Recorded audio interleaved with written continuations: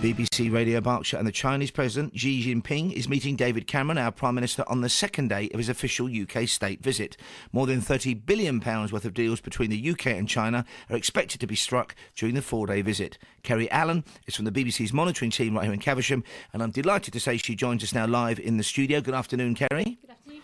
And thank you for doing this for us. Now, let's start, if we may, with reactions in China. I mean, China's a very open country in some ways. It's regarded as repressive in others. What's happening in social media as far as this visit goes? What are people saying over there? Well, in social media for the last 3-4 days, there's been endless comment on the visit. A lot of people have been using the hashtag Xi Jinping visits the UK, or go with Xi Jinping to the UK, and a lot of people have been talking about. I mean, what they've been really enthusiastic about the trip is Xi visiting Manchester Football Club, and also they've been talking about the president's interaction with British politicians.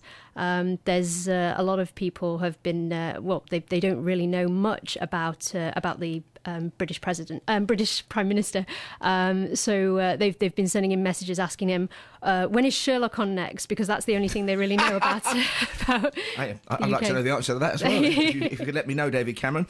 How do Chinese people view this country compared to their own? Because I've got two daughters who are studying Mandarin at university. They both spent years in China, and they were constantly asked for lessons in English. People seem to want to learn English in China. Whether that's to build bridges with us or America, I'm not sure. But how do the Chinese view us? They view the UK very much in a similar way to they view the US. Probably of less importance compared to the US. I mean, when President Xi visited America in September, a lot of people were really excited about it and saying that was the dream. There's not been as much reaction with him going to the UK, but people have really bought into the golden carriage that she travelled in yesterday with the Queen, and very much the kind of the royal image of the UK more than anything. Okay, now we have problems, and I'll put it mildly, at the moment in our relations with Russia. Does that add to an important element to the Chinese-UK relationship, the fact that Russia is actually now under sanctions and we're hoping to build bridges with China?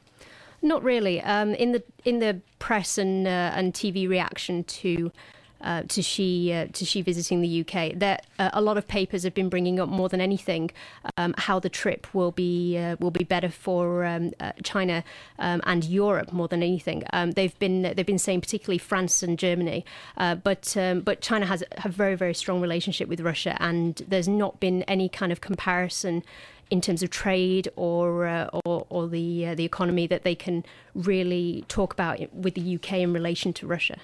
Thank you very much, Kerry Allen from the BBC's monitoring team right here in Caversham, talking to BBC Radio Berkshire. Thank you very much, Kerry. A great pleasure. This is BBC Radio Berkshire. BBC